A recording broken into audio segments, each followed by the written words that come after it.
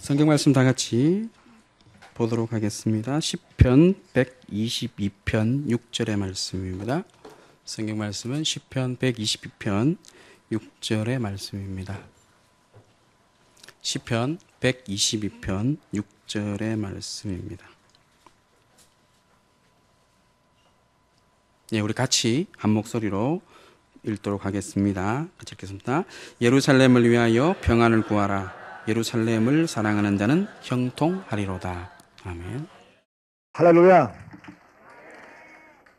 반갑습니다. 이렇게 귀한 믿음의 교회에서 하나님 말씀을 나눌 수 있게 해주신 하나님과 담임 목사님, 성도 여러분들께 진심으로 감사드립니다. 목사님은 참 기분이 좋으실 것 같아요. 교사들이 너무 많으셔서 설 자리도 없을 정도로, 그러면 학생들은 당연히 엄청 많겠죠. 그래서 미래가 있는 교회구나 이런 생각을 하게 되었습니다. 참 목사님이 부럽습니다. 저는. 네. 잠시 기도하고 시작하겠습니다.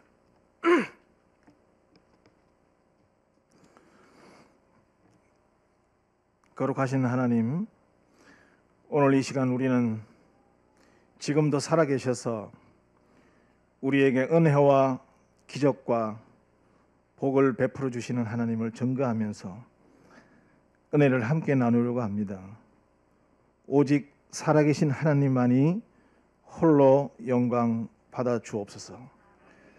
예수님의 이름으로 기도하옵나이다. 아멘.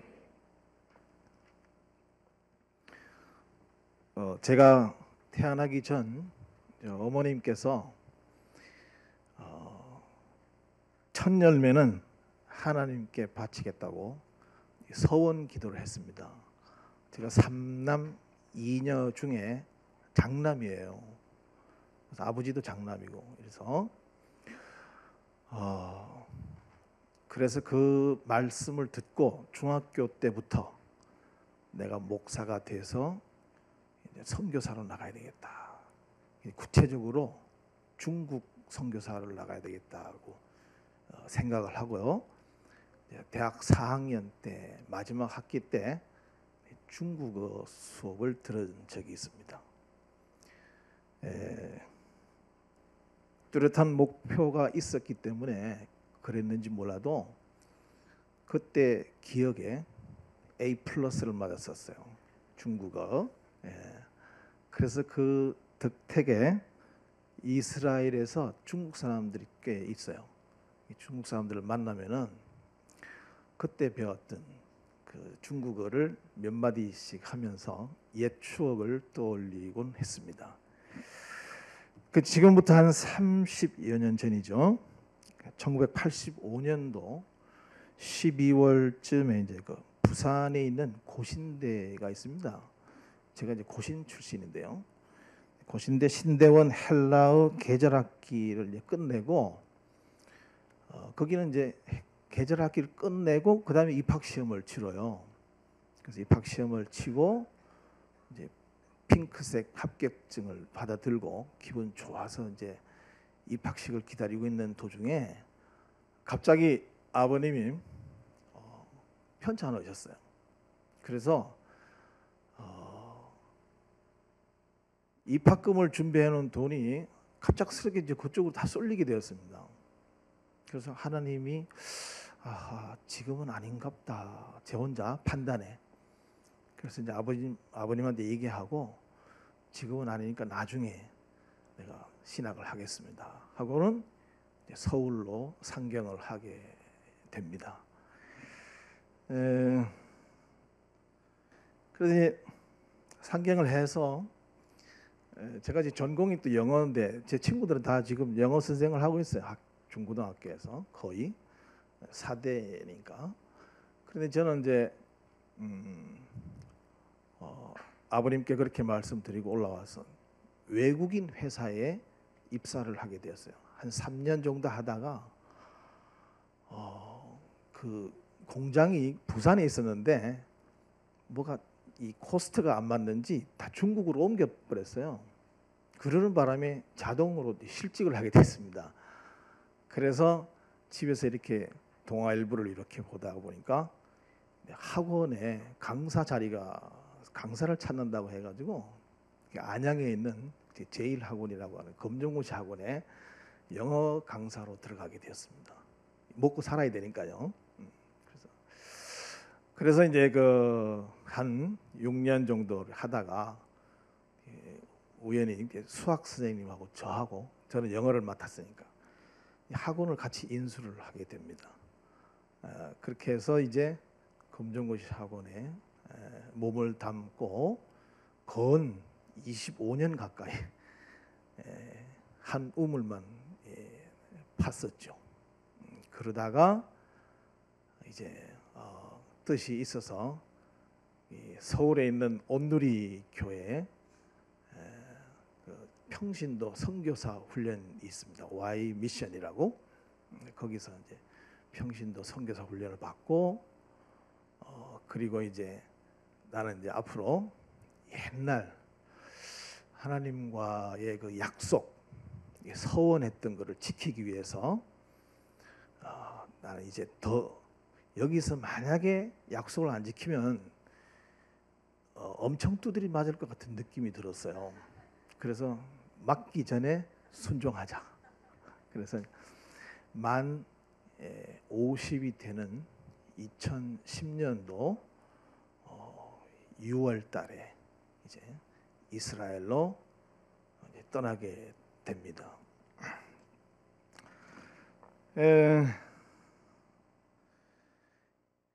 근데 이제 이스라엘에 왜 하필 또 이스라엘인가? 여러분들 좀 궁금하시죠, 그죠? 사실은 처음에는 중국을 생각했다가 제가 교회가 지금 안양에 있는 신일교회라고 있습니다. 그 교회에서 태국에 있는 치앙마이에 크게 이제 선교센터를 지어놨습니다. 그래서 그쪽으로 거기 또 신학교가 있어서 나중에 이제 신학교에 가서 뭐 가르칠 생각도 있고 이래서 그쪽으로 생각을 하고 있었는데 하나님께서 그 이스라엘을 보여주셨어요. 그것도 이제 온누리 교회 그 킵이라고 하는 단체인데 거기서 이제 이스라엘 공부를 하게 되었는데 첫날 이스라엘로 가야 되겠다 이런 생각을 하게 되었습니다. 근데 이제 사실 그 이스라엘은 우리가 잘 아시다시피 AD 한 30년 경에 이제 예수님이 돌아가시고 복음이 이방 세계로 퍼져나갔습니다. AD 70년쯤에 우리 2부 예배 때 목사님 말씀하셨죠. 돌 위에 돌 하나도 남겨두지 않고 망하겠다. 성전이 파괴되겠다. 그때가 AD 70년 경이었어요. 로마의 타이터스 디토 장군에 의해서 모든 예루살렘 성전이 완전히 다 패망하게 이르게 되었습니다. 그때부터 이제 디아스포라라고 하는 흩어진다는 그런 헬라어에서 나온 말인데요. 그 디아스포라가 이루어지게 됩니다. 그래서 이스라엘은 메시아를 거부하고 복음을 배척한 죄악으로 인해서 패하여졌고 이제 교회가 유대인들을 대체하여 새 이스라엘 또는 영적 이스라엘이 되었다는 생각이 어느새 교회 내에 자리 잡게 됩니다. 이러한 사상은 이런 생각은 그간 교회로 하여금 유대인을 향하여 정죄의 그 시선 내지는 무관심으로 일관하게 되었고 비록 그 의도한 바는 아닐지라도 결과적으로는 반유대주의의 그 신학적인 근거를 제공하게 이르게 됩니다. 그래서 서방에 있는 많은 기독교가 이스라엘 사람들, 유대인들을 핍박을 하고 나라에서 쫓아내고 죽이고 이런 반유대주의가 일어나게 되었습니다. 여러분들 잘 아시다시피 마태복음 27장 25절에 24절에 보면 빌라도가 나는 무죄하니 너희가 당하라 이렇게 이제 얘기하니까 25절에 백성이 다 대답하여 이르되 그 피를 우리와 우리 자손에게 돌릴지어다 하거늘 했어요. 이 한 구절 때문에 2000년이라고 하는 긴 세월 동안 유태인들이 기독교인들한테 박해를 당했습니다. 메시아 예수를 죽인 민족 유태인 너희들은 이 땅에서 없어야 된다. 이런 식으로 기독교에서 이 이스라엘 사람들, 유태인들을 엄청나게 박해를 하게 되죠. 그 절정이 뭔가 아시죠? 홀로코스트. 히틀러가 600만 명이라고 하는 이스라엘 사람들, 유태인들을 죽인 사건이 생겨났죠.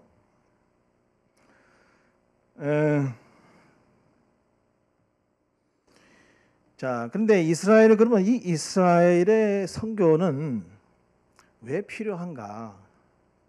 성서적으로 볼 때 이스라엘의 멸망과 유대인의 흩어지는 것, 이것들은 이 이스라엘 사람들의 죄악으로 인한 결과이면 두말할 여지가 없습니다. 에스겔 36장 17절에서 24절에 이렇게 나와 있고요. 그러나 과연 하나님은 유대인들을 영원히 버리고 이방인들로 새 이스라엘을 삼으셨을까요? 바울은 이와 관련해서 로마서에서 다음과 같이 분명히 이야기하고 있습니다. 오늘 보니까 로마서 12장을 하시더라고요. 그래서 이 로마서 11장을 했으면 좋겠는데 지난주에 지나갔어요 혹시? 그래 다행이네요. 그럼 로마서 11장 한번 보겠습니다. 로마서 11장 1절 한번 보도록 하겠습니다.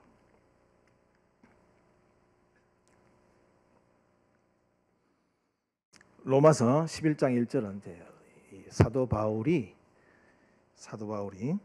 이제 로마 교회 교인들한테 얘기한 거겠죠. 자, 같이 제가 읽어드리겠습니다. 그러므로 내가 말하노니 저희가 넘어지기까지 실족하였느뇨? 그럴 수 없느니라.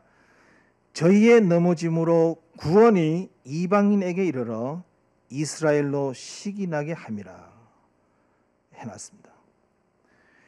자, 로마서의 문맥을 살펴볼 때 여기서 말하는 자기 백성이란 복음을 영접한 이방인의 교회가 아니라 유대인을 뜻하고 있음을 알 수 있어요. 그렇죠? 바울은 이스라엘의 실족은 넘어지는 거죠.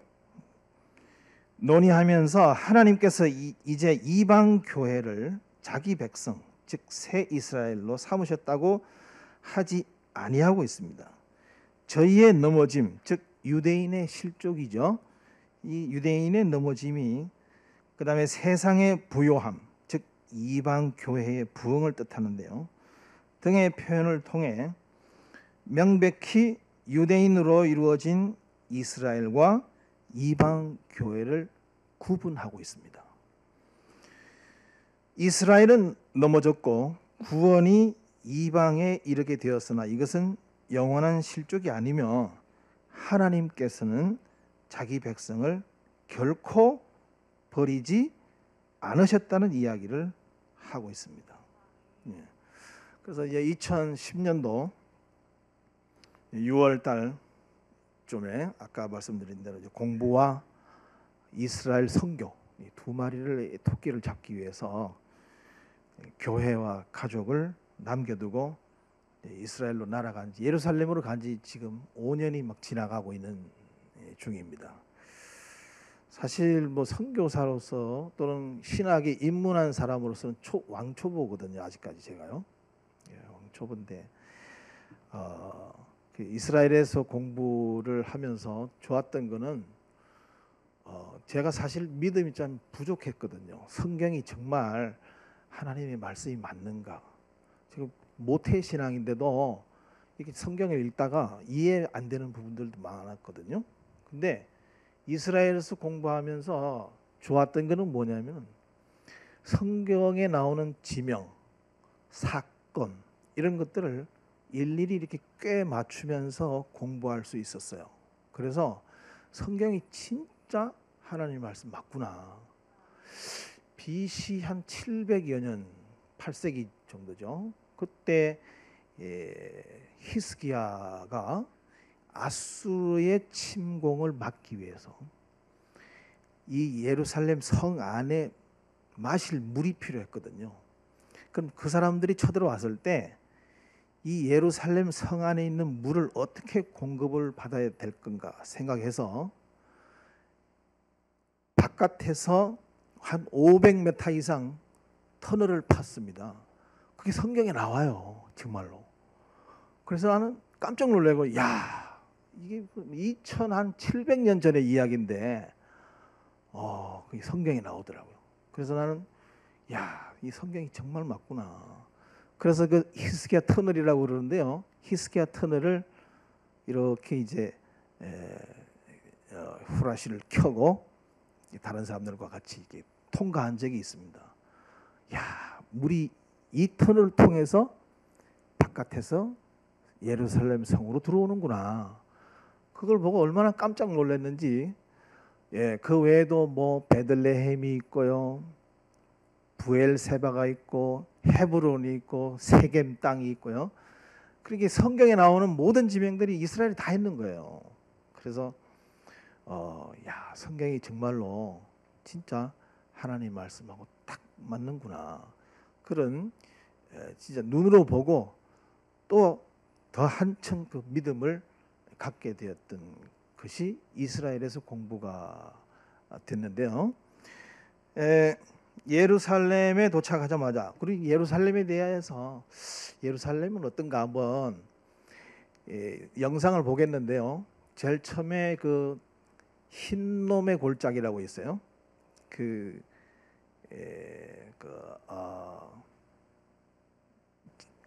개흰놈이라 해가지고 그 지옥을 의미하는 그 골짜기가 있고요.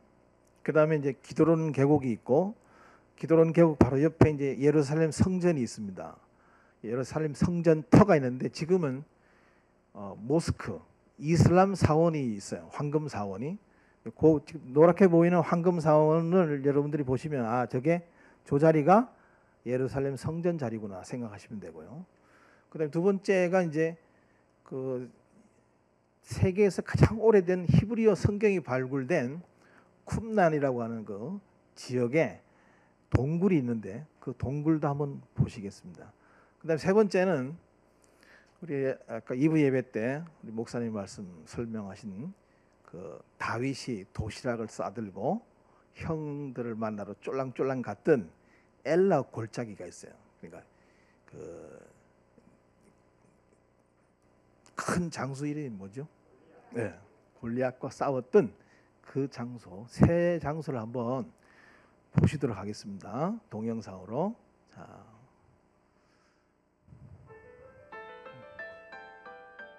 지금 흰놈의 골짜기가 보여요. 흰놈의 골짜기가. 여기는 지금 기드론 골짜기고, 왼쪽에 저기 지금 노란 그 건물이 보이죠? 거기에 바로 예루살렘 성전터가 있는 장소입니다. 여기는 쿰난 제4동굴이 11개 동굴이 있는데요. 그 중에 제일 많이 발굴된 4번 동굴입니다. 여러분들이 이제 이스라엘 가시면 볼 수 있을 거예요. 자, 지금 촬영은 헬리캠이라고 하는 공중에서 찍은 겁니다. 자, 이거는 바로 다윗이 골리앗을 쓰러뜨린 엘라 골짜기 모습입니다. 싸움 할만 하겠죠, 저런 들판에서, 그죠?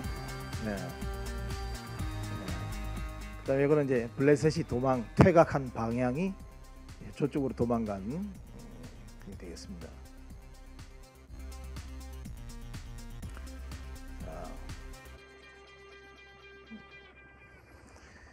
예루살렘에 도착하자마자 히브리 대학교에서 이제 현대 히브리어를 공부하게 되었습니다. 아무래도 이제 이스라엘 사람들은 지금 약 800만 명 정도 되는데요. 50대, 60대 이렇게 나이 드신 분들은 전부 유럽이나 미국 각지에서 오셨기 때문에 영어는 기본적으로 합니다. 그리고 이제 히브리어도 와서 다시 다 새로 배워가지고 주 언어는 히브리어예요. 히브리어, 현대 히브리어.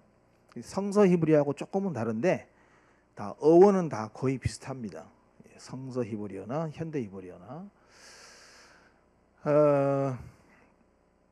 그래서 이제 현대 히브리어 공부를 안 할 수 없겠죠. 그 사람들과 이제 뭐 얘기가 통해야 뭘 하잖아요. 근데 다행히 이제 어순이 영어랑 주어 동사 목적 이렇게 나오는 이 어순이 똑같아요. 다행히 좀 영어 공부를 했던 사람들은 히브리어 배우기가 조금 쉬웠습니다. 어순이 같기 때문에. 그런데 이 셈어 계통, 그러니까 아랍어나 히브리어는 문제는 이제 오른쪽에서 왼쪽으로 써나가는 거예요. 이렇게. 우리는 어떻게 해요? 왼쪽에서 오른쪽으로 가잖아요. 근데 히브리어나 아랍어는 전부 다 오른쪽에서 왼쪽으로 이렇게 가는 거예요. 그렇지만 주어 동사 목적 이거는 똑같아요.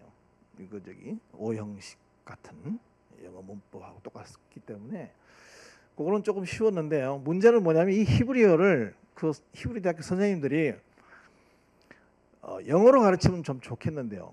히브리어로 가르쳤어요. 그러니까 현대 히브리어를 현대 히브리어로 가르치는 거예요. 그러니까 이제 몇 주 동안은 아주 그냥 머리가 아파서 죽을 뻔했습니다. 이거 알아들을 수 있어야지 뭘 해먹죠. 근데 그렇게 답답함을 제공해 주더라고 선생님들이. 예, 그렇게 답답함, 어려움을 막 제공하니까 정말 이게 못하겠다는 생각이 막 들기도 하고 그랬는데요.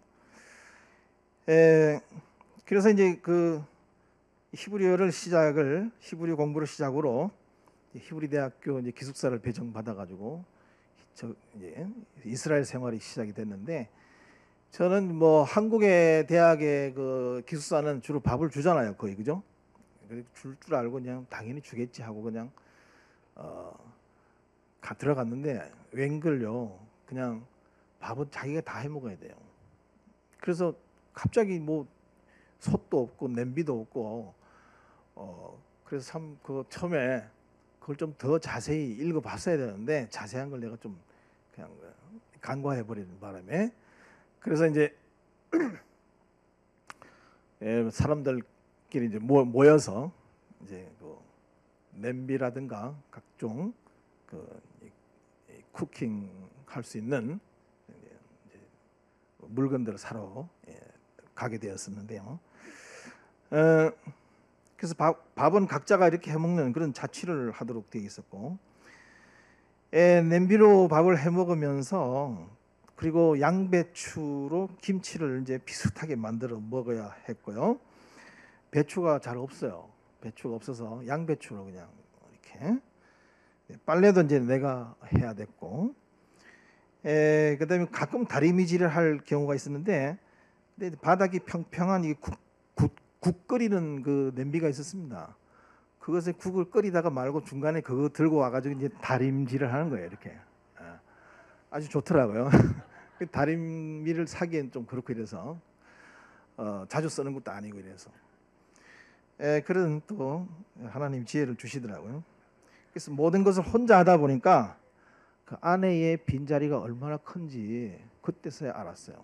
그래서 만 50이 돼서야 그 아내의 소중함을 알게 되었습니다. 참 철이 없던 그런 남자였었어요. 사랑하는 남자 성도 여러분, 아내랑 같이 살 때 잘해 드리시기 바랍니다.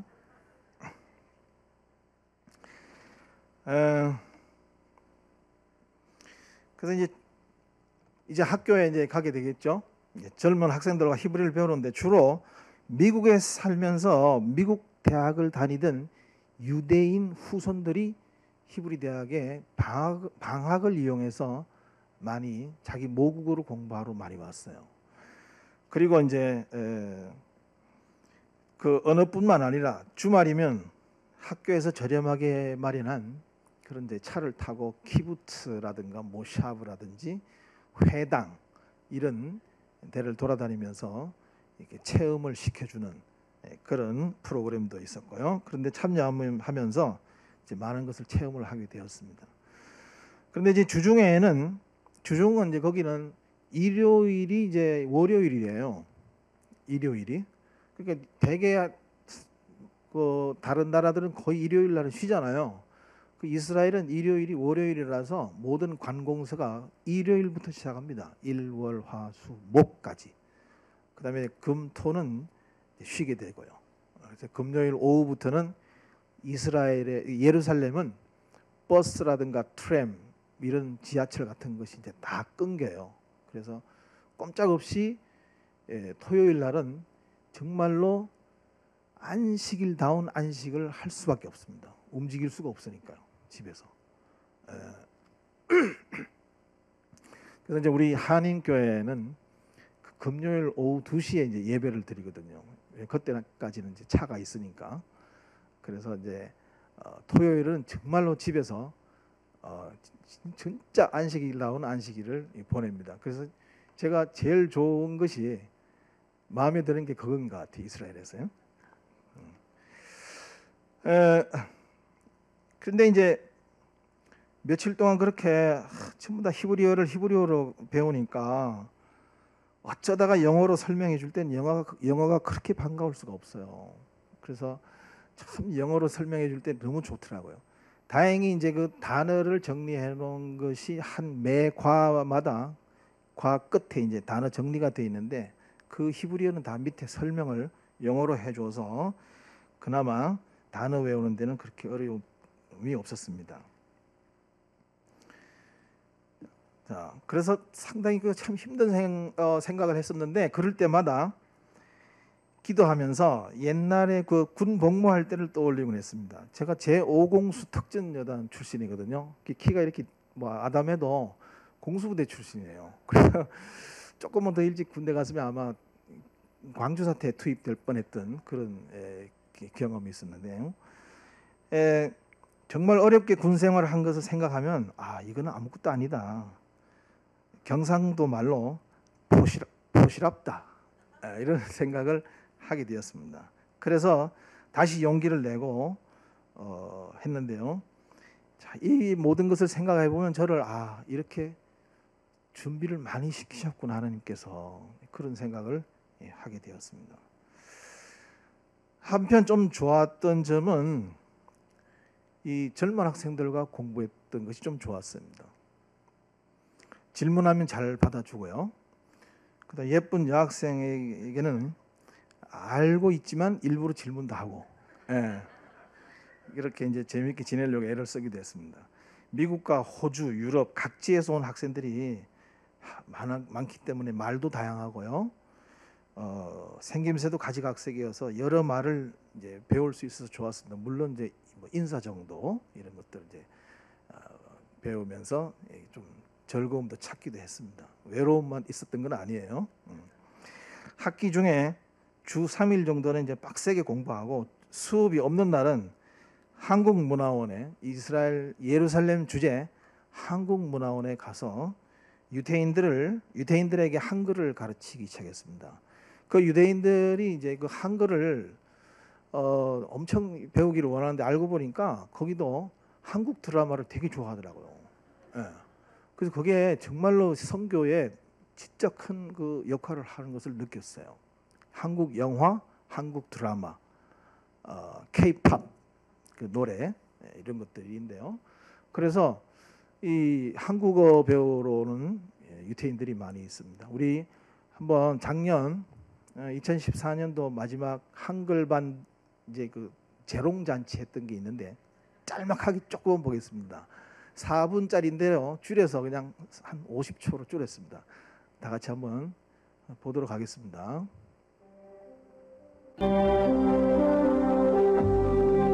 이스라엘에서 방금 날아온 소식 뉴스입니다.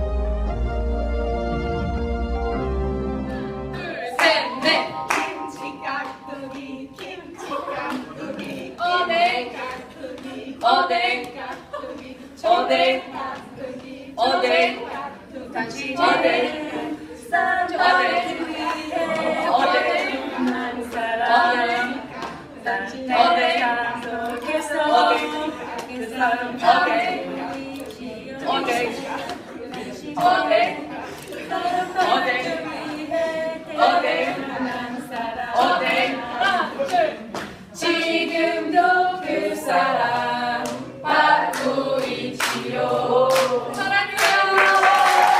예, 뭐 그 외에도 많이 있지만 시간 관계로 줄였습니다. 그때 제가 처음 가서 맡았던 반이 8명이었거든요. 그 중에 이제 딱 한 명이 아랍계 여학생이 있었고 나머지는 다 유대인 학생입니다. 그래서 이스라엘의 그 인구 분포가 보면 지금 한 800만 정도 되는데요. 그 아랍계 이스라엘이 한 150만 명 정도 되고 뭐 러시아 계통이 한 100만 조금 더 되고요. 그 나머지는 다 유대인들로 되어 있는데, 자 그래서 그 중에 이제 그 3명이 참 똑똑하게 한글을 참 잘 공부했어요. 발이라는 학생과 루라는 학생, 그 다음에 이 아랍계 여학생인 알라라는 학생이 열심히 참 공부를 잘했습니다. 그 중에 발이라는 학생은 진짜 자기는 한국에 가서 공부하고 싶다. 그때 걔를 만났을 때가 17살 때였거든요. 그래서 한 1년 정도 공부하다가 18살 될 때 군대를 입대를 했어요. 그래서 이스라엘은 여자는 또 의무 복무를 해야 됩니다. 여자는 2년, 남자는 3년. 그렇게 의무 복무를 해야 되기 때문에 이스라엘 여자들은 다 군대 갔다 온 사람입니다. 그래서 아주 대단해요. 대가 세고요. 남자들이 아주 발발 기기도 하고 그러는데요.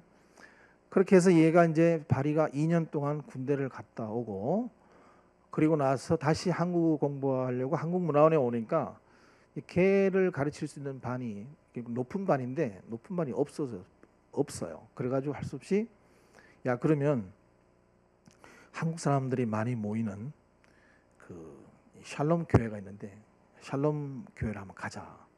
그래서 자연스럽게 이제 교회로 인도하게 되었습니다. 그래서 이제 이스라엘의 그 유대인들을 선교하려면 제일 중요한 것이 일단은 뭐 만남이 있어야 될 거 아닙니까, 그죠?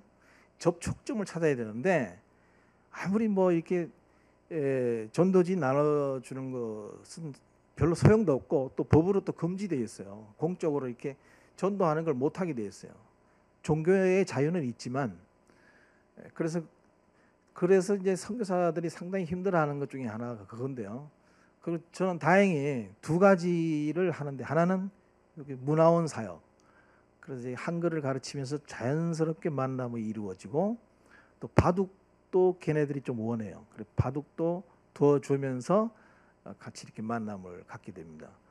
또 한 가지는 우리 이제 한나가 곧 가게 될 텐데 그 아미코라고 한국 이스라엘 자원봉사자 협회라고 하는 것을 만들었어요.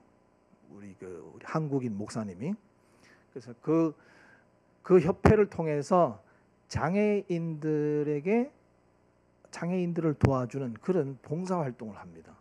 그래서 1년에 대략 한 100명 이상의 그 자원봉사자들이 왔다가 가고 계속 6개월 또는 2년 단위로 그렇게 봉사를 합니다. 그래서 이제 그 중에 이 바리가 바로 2013년 그래서 이제 공부를 열심히 해서 진짜로 열심히 해서 한국에 있는 서울에 있는 경희대 언론정보학과에 이제 합격을 해요. 2013년에. 그리고 이제 연세대 한국어 어학당에서 한국어를 좀 더 공부한 뒤에 2014년 3월 1학년으로 입학을 했습니다. 지금은 이제 2학년이겠죠. 2015년이니까. 그래서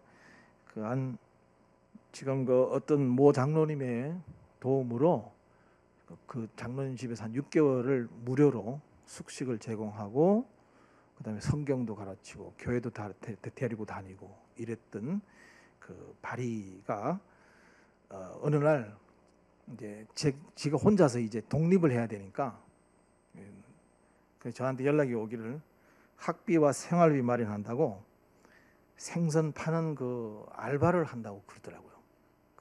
그 현대백화점인가가 거기서 생선 코너에서 생선 파는 알바를 한대요. 그래 그 얘기를 들으니까 마음도 아프기도 하고 그랬는데 한편 그랬죠. 야 그래 열심히 살아야 된다. 이거저거 다 해봐라. 그러고 이제 이렇게 격려를 하고 지금 이 시간도 아마 열심히 아마 출근했을 거예요. 예. 그래서 그런 진짜로 힘든 선교인데요. 그런 애들이 만약에 한국에 와서 한국어로 공부를 잘해서 혹시 나중에 신학교를 가게 되면 얼마나 좋을까 이런 생각을 하고 늘 기도하고 있는 중입니다. 그렇게 해서 한 사람이 정말 한 사람에게 똑똑한 한 사람을 갖다가 케어해가지고 좋은 어떤 포스트맨을 만들어 놓으면 얼마나 좋을까 하는 생각에 그 애를 이스라엘에서부터 생일 때마다 이렇게 케어도 하고 생일 챙겨주고 이렇게 참 열심히 했거든요. 그래서 지금까지 이렇게 왔는데 아마 결과는 하나님이 인도하시겠죠. 현지 선교사들과 협력 사역인 아까 말씀드렸던 대로 장애우들을 돌보는 아미코가 있습니다. 현재 지금 한 30여 명 한국 청년들이 이스라엘 장애인들을 돌보는 봉사 활동을 하고 있는데요. 이제 왔다 갔다 하니까 1년을 계산해 보면 한 100명 정도가 왔다 갔다 해요. 지금 현재는 한 30여 명이 지금 봉사하고 있는 중입니다. 한 6개월에서 2년 정도 봉사를 하고 이스라엘이나 또는 주변 국가, 요르단이나 이집트 또는 이제 가까운 유럽 쪽으로 이렇게 여행도 가고 그럽니다. 그래서 이스라엘 사람들은 장애를 죄로 여겨요. 이 장애 아직까지 그 사람들은 율법을 지키는 사람들이기 때문에 우리는 얼마나 좋습니까, 그죠? 예수님께서 모든 율법을 완성하시고 성취했기 때문에 우리는 너무 편하고 참 기쁘게 예수를 믿을 수 있잖아요. 근데 이 사람들은 아직까지 거기 율법에 매여 있기 때문에 이 장애를 죄의 결과로 생각하는 삐뚤어진 생각 때문에 본인들은 이 장애자 옆에 가는 것을 꺼려야 하는 거예요. 그래서 많은 외국인들이 이제 그 자리를 차지해서 장애우들을 돌보고 있습니다. 주로 이제 독일 사람들이 제일 많이 오는데 이 독일 사람들이 옛날에 홀로코스트 1943년, 44년 이때 2차 세계대전이 끝날 쯤에 600만 명 정도 죽였잖아요. 그런 어떤 죄책감도 있고 이래서 많이 보내오는데 이 보내지는 사람들은 이제 군 복무 대체로 이렇게 해줘요. 그렇기 때문에 독일 사람들이 제일 많이 봉사활동하러 옵니다. 여기 이제 우리 한국 사람들도 꽤 많아요. 많은 축에 속하는 거예요. 그래서 전국 각처에 장애우 시설에서 주중에는 열심히 봉사하고 목요일 오후부터는 예루살렘에 봉사자 센터가 있어요. 봉사자 센터에 모여서 한국 사람들끼리 이제 일주일간 있었던 이런 여러 가지 이야기도 하고 그다음에 한국 음식도 만들어 먹고 그다음에 성경 공부도 하고 또 교육도 받고 가까운 이제 겟세마네 동산이라든지 아니면은 성전이 있는 데라든가 이 예루살렘 투어도 하고 이런 좋은 시간들을 이제 보내면서 주말을 같이 보냅니다. 그다음에 이제 특히 비가 오나 눈이 오나 꼭 하는 게 있어요. 토요일 샤밧이죠. 토요일 오후 9시. 오후 9시면 이제 샤밧이 끝난 시점입니다. 사실은 해가 딱 넘어가는 순간 샤밧이 이제 끝나기 때문에 그때 9시에 뭐 하냐면 예루살렘의 명동 거리에 해당하는 벤 예후다 거리라고 있습니다. 거기에서 거리 찬양을 해요. 그 봉사자들이 그럼 한 20명, 30명씩 모여서 그 제일 번화한 거리에서 기타 치면서 이렇게 찬양을 합니다. 그래 되면 이제 각 나라에서 온 크리스찬들과 그다음에 유대인들 무슨 뜻인지도 모르고 와서 그냥 막 같이 춤을 추고 그래요. 그래서 한바탕 축제를 벌이곤 합니다. 그래서 이제 주중에는 장애우 시설에서 각자 장애우 시설에서 먹고 자고 하면서 한 달에 포켓머니로 한 우리나라 돈은 한 20만 원 정도 받습니다. 그러니까 먹고 자는 데는 돈이 안 들죠. 그래서 한 20만 원 정도 갖고 이제 잘 모아서 한국으로 올 때 유럽을 이렇게 거쳐서 이렇게 오는 학생들이 많고 유럽 여행도 하고 그다음에 젊음을 그렇게 아주 가볍게 뜻있게 보내는 젊은이들이 많이 있습니다. 혹시 주변에 그런 관심 있는 분들은 저에게 연락을 주시면 잘 케어해 드리겠습니다. 근데 처음에 이제 제가 이스라엘에 대해서 너무 몰랐어요. 그리고 이스라엘에 뭐가 선교할 게 있다고 거기서 선교를 한다고 하지. 처음에는 난 다 예수 믿는 줄 알았거든요. 이스라엘이요. 아마 그렇게 생각하는 사람 저뿐만 아니라 되게 많더라고요. 그리고 이스라엘 사람들은 이 하나님은 믿긴 하는데 예수님은 안 믿어요. 그리고 또 제일 싫어하는 사람 둘을 꼽아라 그러면은 예수님하고 마르틴 루터예요. 이 둘을 제일 싫어해요. 아주. 이제 왜냐하면 예수님은 왜 싫어할까요? 예수님을 죽였다는 이유로 이 유태인들의 그 조상들이 얼마나 많은 핍박을 받았는지 뭐 홀로코스트뿐만 아니라 그 이전에 1592년 정도면은 대략 그 1400 아인 내구드니까 1492년 그 콜럼버스가 아메리카를 발견할 그 당시 그때 스페인에서는 무슨 일이 있었냐면 모든 유대인들을 추방하는 게 있었어요. 추방 안 하면 막 죽이고 그래서 엄청나게 많은 사람이 죽고 또 다른 나라로 추방당했던 그런 역사가 있었고요. 그래서 그뿐만 아니라 뭐 유럽의 흑사병을 유태인들이 퍼뜨렸다는 둥 뭐 이런 오만 그 루머 때문에 많은 유대인들이 죽고 고문을 당하고 했습니다.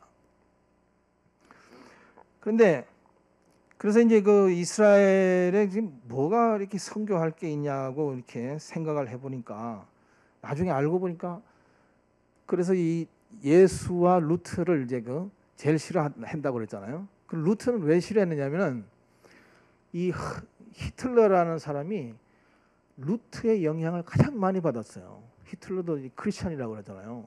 그래서 이제 루트의 영향을 받고 이 사람들은 지구상에서 없애야 되겠다. 그렇게 하고 많은 사람들은 이제 아우슈비츠 강제 노동 수용소로 보내졌고 노동력이 없는 사람은 다 태워서 죽였고요. 아마 저도 그 아우슈비츠에 갔다 왔는데요. 너무 참 비참했던 그 유태인들을 흔적을 볼 수 있었습니다. 그래서 더욱더 저는 그 유태인 즉 이스라엘 선교에 마음을 갖게 해주더라고요. 이런 사실들이. 그래서 이제 알아보니까 한 800만 명 중에서 15,000명 내지 2만 명 정도만 예수님을 메시아로, 메시아가 뜻이 뭐죠? 그리스도죠. 히브리어로는, 헬라어로는 이제 히브리어로는 메시아, 마시아흐 해가지고 이제 기름 부음 받은 자 이런 뜻이 있거든요. 구원자. 그래서 예수님을 구원자로 여기는 이 메시아닉 주, 우리나라 말로는 이제 크리스찬인데 그 사람들은 크리스찬 말을 안 써요. 왜냐하면 크리스찬이라는 말에 크리스찬들에게 워낙 많이 당해가지고 그 단어 자체를 쓰기를 싫어해요. 그냥 메시아닉 주, 즉 예수님을 메시아로 인정하는 유대인, 그런 사람들이 한 2만 명 정도 많이 잡아요. 그래서 퍼센테이지로 따지면 약 0.25% 정도 됩니다. 그래서 1%도 안 되는 이런 소수의 사람들이 예수를 믿고 있습니다. 그러니까 결국은 예수를 믿어야 구원을 받는 거잖아요. 상식적으로 우리 생각에는. 그렇죠? 예수도 안 믿는데 어떻게 구원 받느냐. 그럼 그 사람들을 어떻게 구원받게 하려면 예수님을 소개하고 예수님을 믿게 해야 되겠죠. 그렇죠? 그래서 선교가, 이스라엘 선교가 필요하다라고 우리는 생각할 수 있겠죠. 그래서 이 정도면 사실은 미전도 종족 국가에 속하는 수치입니다. 이 사실을 알고 이스라엘 사람들에게 관심을 갖기 시작했고요. 근데 왜 유대인이라는 이유로 600만 명이라는 사람이 죽었는지 등등 궁금한 것들이 너무나 많은 거였어요. 책도 읽어보고 홀로코스트에 관련 영화도 보고 이렇게 했었는데, 특별히 그 그 Escape from 소비버라고 하는 소비버 캠프에서 탈출, 그거하고 신들러 리스트 많이들 보셨죠? 신들러 리스트를 보고 제 마음이 유대인을 향하게 했습니다. 그래서 히브리대에서 한 1년 반을 공부하고 학교를 옮기게 되었어요. 제 옛날에 그 서원했던 거를 이루기 위해서 신학부가 있는 홀리랜드 대학이라고 하는 크리스천 학교를 옮깁니다. 그래서 기왕이면 하나님께 서원했던 것도 있고 해서 유일하게 이스라엘의 신학과가 있는 홀리랜드 대학으로 옮겨서 총 6학기 중에서 이제 마지막 학기를 남겨두고 있습니다. 제가 만났던 이스라엘 사람들은 대체로 참 착했어요. 어릴 때부터 몸에 익히고 학교 속 공부한 그 하나님의 말씀, 주로 토라는 이제 창세기, 출애굽기, 레위기, 민수기, 신명기, 모세 오경을 이제 토라라고 그래요. 이 5개 토라 성경을 어릴 때부터 몸에 익힌 사람들이라서 성경 지식은 아주 뛰어나고 그래서 목사님, 선교사님들이 제일 힘들어하는 게 그거예요.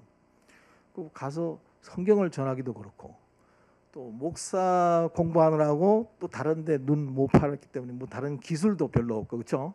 그래서 이 이스라엘 선교에서 좀 그런 힘든 부분이 있습니다. 제가 5년간 이제 차 없이 시내버스나 전철, 트램을 주로 이용했는데 많은 유대인들이 늘 손에 뭔가를 자꾸 뭔가를 읽으면서 다녀요. 항상. 그래서 뭔가 하고 물어보니까 기도문이에요. 성경은 아니고. 그리고 왜 그걸 읽고 다니냐 물으니까 그 속에는 자기가 어떻게 살아야 되는지, 남들에게 어떻게 해야 되는지 이런 어떤 윤리적인 규범 같은 거를 쭉 이렇게 기도문으로 적어놓은 이 책입니다. 좀 뭐 전문용어로 할라카라고 하는 그런 건데 그런 좋은 그런 기도문 같은 걸 매일 이렇게 읽으면서 버스나 트램 같은 데 타고 이렇게 늘 매일 그렇게 읽어요. 그래서 그거 보면서 야, 참 대단한 사람들이구나. 이 사람들이 만약에 예수님이 구주이다는 것을 믿기만 한다면 금방 막 부흥이 될 것 같아요. 그럴 날이 곧 올 거라고 믿습니다. 이스라엘 왜 선교를 해야 되는지는 우리가 성경을 통해서 한번 간단하게 살펴보도록 하겠습니다. 우리의 신앙의 목표는 예수님이 다시 이 땅에 오시고 창세 때부터 계획하셨던 그의 왕국을 온전히 회복하는 것입니다. 마태복음 24장 14절에 이 천국 복음이 모든 민족에게 증언되기 위하여 온 세상에 전파되리니 그제야 끝이 오리라고 말씀하셨죠. 23장 이 39절의 말씀을 보면요, 내가 너희에게 이르노니, 여기서 내는 주님입니다. 예수님이 예루살렘 사람들에게 이르노니 이제부터 너희는 찬송하리로다. 주의 이름으로 오시는 이여 할 때까지 나를 보지 못하리라 하시니라. 좀 어렵죠. 무슨 말인지, 그죠? 다시 한번 읽어드리겠습니다. 찬송하리로다. 주의 이름으로 오시는 이여 할 때까지 나를 보지 못하리라 하시니라. 자, 주님이 이 땅에 다시 오기 위해서는 이 두 가지 조건이 충족되어야 합니다. 방금 얘기했던 거, 복음이 모든 민족에게 증거가 되는 거, 그거 하나하고 유대인들이 예수님을 메시아로 환영할 때, 이 두 가지가 충족돼야 예수님이 오신다 이렇게들 얘기하고 있습니다. 그래서 지금 이스라엘은 빠른 속도로 영적, 육적 회복기에 들어서고 있습니다. 사실 1948년 이전에는 이스라엘이 독립하기 이전에는 사실은 이스라엘은 없어졌다라고 보통 기독교 신학자들도 그렇게 생각하고 있었어요. 이제는 이스라엘이 없어요. 이스라엘이 나라가 없으니까 당연히 이스라엘은 우리 교회가 이스라엘이다라고 하는 생각을 갖게 마련입니다. 사실 오늘 말씀 그 예루살렘을 사랑하는 자는 형통하리라. 근데 그 예루살렘은 보통 우리 목사님들이나 신학자들 얘기는 다 그 성전을 얘기하는 거예요. 성전은 곧 우리나라 같으면 뭡니까? 교회죠. 그래서 오늘 교사 우리 선생님들 형통하기 위해서는 어떻게 될까요? 교회를 잘 섬기면 됩니다. 교회를 잘 사랑하면 형통하게 되어 있습니다. 그렇게 교회 우리 교사 선생님들에게 전하는 메시지는 그거 하나입니다. 예? 예.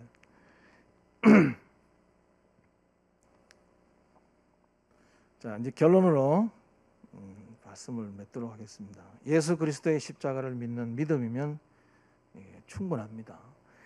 효과적인 복음 전달을 위해서 그 원주민들의 건전한 문화를 훼손하지 않고 고유한 그들의 문화적 정체성을 충분히 잘 깨닫고 접근하면 분명히 승산이 있습니다. 로마서 11장 1절에서 아까 했던 거 다시 한번 반복을 하면, 그러므로 내가 말하노니 하나님이 자기 백성을 버리셨느냐? 그럴 수 없느니라. 나도 이스라엘인이요 아브라함 씨에서 난 자요 베냐민 지파라. 누가 한 말씀일까요? 사도 바울이 한 말씀이죠. 사도 바울이 한 말씀입니다. 하나님이 그 미리 하신 자기 백성을 버리지 아니하셨나니 너희가 성경이 엘리야를 가리켜 말한 것을 알지 못하느냐? 그가 이스라엘을 하나님께 고발하되 여기도 보면 자기 백성을 버리지 아니하셨다라고 합니다. 그래서 이 2000년이라고 하는 수없는 기간 동안 이 유태인이 없어지지 않고 다른 민족에 동화되지 않고 끈질기게 이어져 오다가 1948년도에 국가로 탄생을 하게 됩니다. 지금 미국에도 한 500만 명 정도 유대인이 살고 있어요. 그리고 이스라엘에 한 500만 명 이상 살고 있고, 그래서 지금도 미국에 있는 이스라엘 유대인들이 많이 이스라엘로, 그걸 이제 알리야 한다고 그러는데, 알리야라고 하는 건 이제 올레라고 하는 동사에서 나와서 올라가다. 예루살렘이 한 800m 정도의 고지예요. 그래서 전부 다 저 위에 하이파, 한나가 갈 곳이 하이파인데 하이파에서도 예루살렘으로 올라온다고 그러고요. 저 밑에 부엘세바에서도 예루살렘으로 올라간다고 그래요. 우리는 왜 부산에서 서울 올라간다, 뭐 평양에서 서울 내려온다 이러잖아요. 거기는 예루살렘을 중심으로 전부 다 올라간다.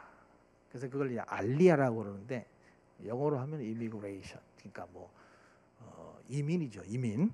그래서 많은 그 유태인들이 이스라엘로 이민을 많이 옵니다. 지금 프랑스에서도 작년 말에 한 5천 명 이상이 이제 이민을 신청해서 오고, 여러 나라에서 이스라엘로 몰려들고 있어요. 지금 새롭게 그 반유대주의 사상이 엄청나게 일어나고 있습니다. 그러니까 이 사람들이 살 데가 없겠죠. 그럼 어디로 와야 돼요? 이스라엘밖에 없는 거예요. 이스라엘로 와. 그래서 그런 것들이 지금 막 일어나고 있습니다. 예배소서 2장 16절에 보면요, 또 십자가로 이 둘은 이방인과 이스라엘입니다. 이 둘을 한 몸으로 하나님과 화목하게 하려 하심이라 라고 사도 바울이 예배소에 있는 교인들에게 편지한 내용입니다. 그래서 예수님의 십자가를 통해서 이방인과 유대인이 화목하는 것이 하나님의 뜻이기 때문입니다. 궁극적으로 이스라엘과 이방인이 하나님 나라에서 연합되는 것은 하나님의 정하신 뜻입니다. 즉 예수 그리스도의 지상 명령인 선교의 완성을 위해서 이스라엘을 위한 선교는 멈출 수 없습니다. 그래서 혹시 이제 여러분들이 이런 선교의 필요성든지 알고 그 다음에 성지를 순례하면 또 성경이 새롭게 보이고 성경이 입체적으로 보이고 믿음이 더욱 살아나는 그런 좋은 그 기회를 가질 수 있는 것이 바로 성지 방문인데요. 최근에 어떤 분이 성지를 방문한, 우리 교회 샬롬 교회인데 이스라엘에 그 와서 이 했던 얘기를 잠시 제가 그것만 살짝 따서 한번 보여드리도록 하겠습니다. 어떤 얘기 하는지 한번 들어볼까요? 성경을 이렇게도 볼 수 있구나가 아니라 성경에서 말하는 게 이거구나라는 걸 느낄 수 있는 시간이었어요. 여러 책들을 읽어봤거든요. 뭐 성경이 읽어지네, 뭐 성경의 맥잡기, 그래서 성경을 이렇게도 볼 수 있구나였는데 이스라엘 현지에 가서 직접 성경의 역사가 담긴 그 현장을 보면서 성경을 이렇게도 볼 수 있구나란 그런 해석의 문제가 아니라 성경이 말하는 게 이거구나라는 걸 느낄 수 있었던 시간이었어요. 우리가 홍길동 전의 시대로 가서 홍길동이 당시 살았던 시대의 현장들을 보면 홍길동 전을 읽을 때 느낌이 팍팍 와닿을 거 아니에요. 근데 이스라엘 현지를 한 번도 가보지 않고 이 한국 땅에서 그냥 성경 말씀과 이곳에서 선포되는 말씀만을 듣고 머릿속으로 더듬더듬 거려서 자기 혼자 상상 속으로 만들어낸 그 현장 속에는 내 생각과 내 가치관이 담겨있는 내가 만들어낸 말씀만 있을 뿐이지 정말 예수님께서 그 현장에서 말씀하시고자 하셨던 그 본뜻을 이해할 수 없다는 걸 알게 됐어요. 다행히도 성령님께서 그때그때 은혜를 주셔서 저희한테 깨닫게 하시지만 정말 여러분들이 성경을 제대로 알고 예수님께서 무슨 말씀을 하시려고 했는지 알기를 원하신다면 꼭 이스라엘에 가보시기를 추천드려요. 정말이에요. 가서 보시면 정말 저희가 상상하고 생각했던 그 모든 것들이 다 무너져 내려요. 저희가 생각했던 성경 속의 이미지는 다 저희 생각이었어요. 다 저희 상황과 판단에 맞게 저희 스스로 그것들을 마음대로 가공해낸 것이지 실제 그곳의 현장은 저희가 생각했던 것과 너무나 달랐어요. 그래서 그런 것들에 참 많은 은혜를 받았고요. 사진을 몇 카트 좀 보고 이제 마무리 짓도록 하겠습니다.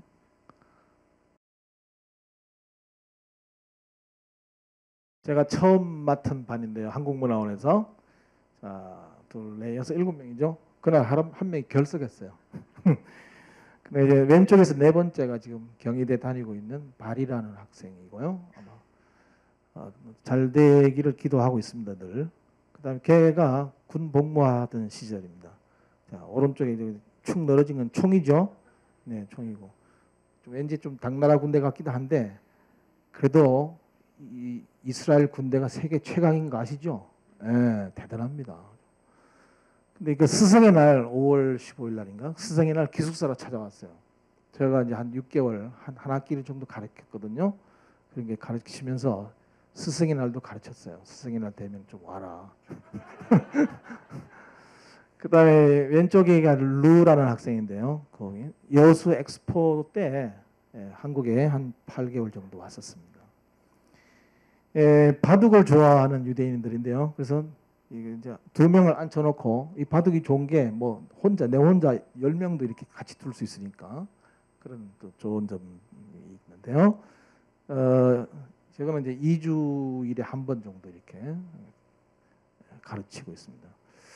근데 제 1회 예루살렘 바둑 오픈을 했던 적이 있어요. 2013년도에.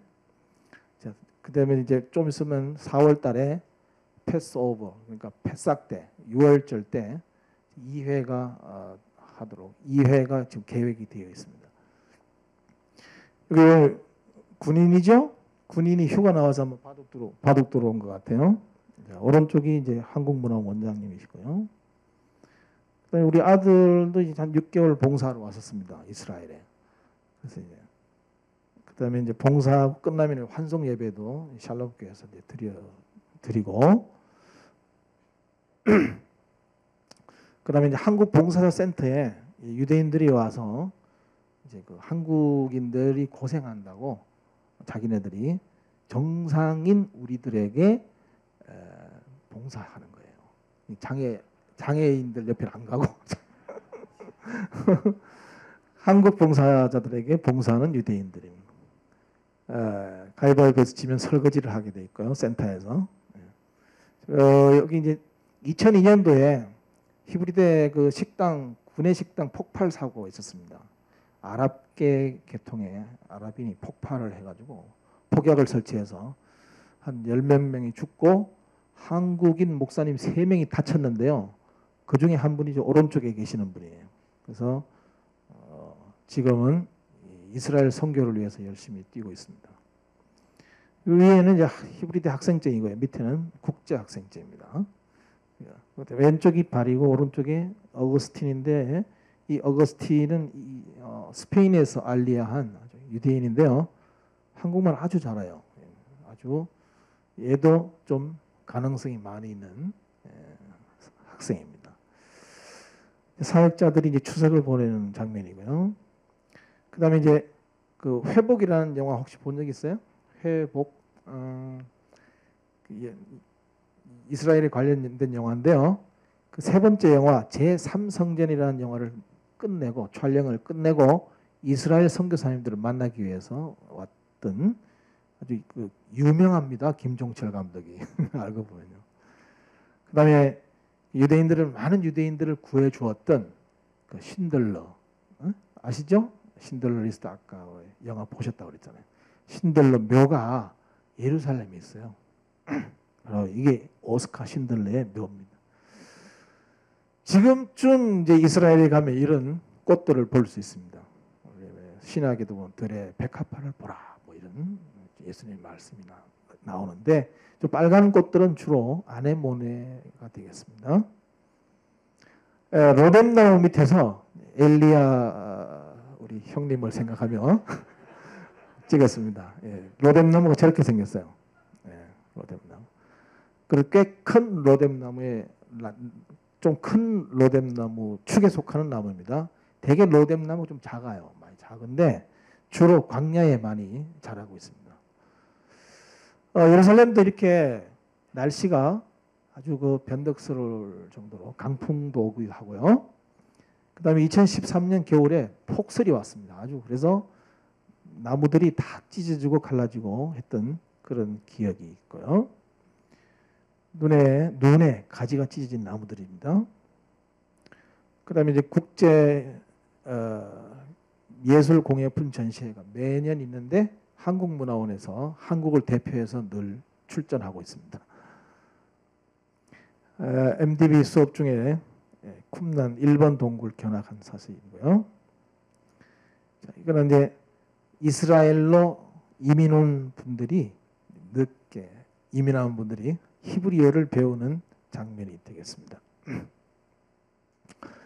어느 날 작년 10월 10일 갑자기 우리 딸과 사위가 특히 사위가 이스라엘에서 공부하겠다고 미국 가서 공부하려고 그랬는데 이스라엘로 공부하겠다고 와서 아주 반갑게 해우를 하는 장면입니다. 벤구리온 공항인데요. 그래서 우리는 다시 마지막으로 한번 말씀드려요. 왜 성경이 필요한가? 아까 예배서 2장 16절 말씀드렸던 거죠. 또 십자가로 이 둘을 한 몸으로 하나님과 화목하게 하려 하심이라.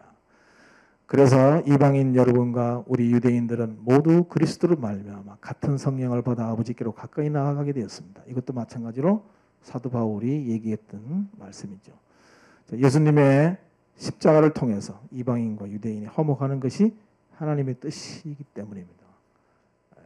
감사합니다. 마지막으로 히브리어로 여러분들을 축복하는 축복문을 여러분들에게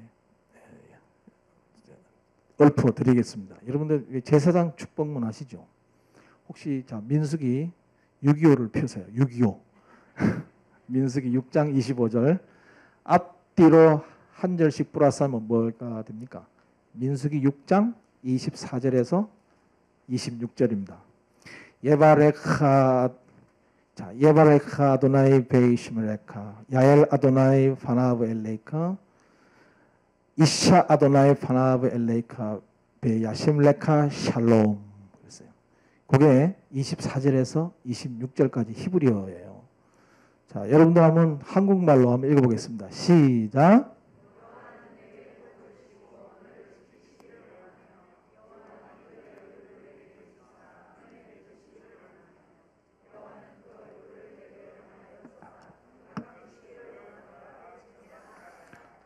그렇게 되리라고 믿습니다. 감사합니다. 다 같이 한번 기도하고 살아계신 하나님 아버지 감사합니다. 어서속히 유태인들이 예수님이 메시아라는 사실을 알게 해주시고 빨리 눈을 뜨게 해주시고 귀가 열리게 하여 주옵소서. 아직까지 그들은 귀를 막고 있고 눈을 감고 있는 상태입니다. 하나님, 하나님의 아들인 예수 그리스도를 몰라보고 있습니다. 하나님 불쌍히 여겨 주시옵시고, 지금 현재 이스라엘은 800만 명이 있고 또한 세계 각처에 또한 500만 명, 600만 명 많은 유대인들이 있습니다. 아직까지 그들은 예수님을 메시아로 인정하지 않고 있사오니 불쌍히 여겨주시고 예수를 믿어야만 구원이 있을 수 있다는 사실을 깨닫게 하여 주옵소서. 예수님 이름으로 기도하옵나이다. 이제는 우리 주 예수 그리스도의 은혜와 하나님의 지극하신 사랑하심과 선생님의 영원히 함께 하심이 우리 선교사님 가족과 우리 모든 성도들과 또 특별히 이스라엘로 봉사를 떠난 우리 한나의 모든 과정에 지금부터 영원토록 함께 할지어다.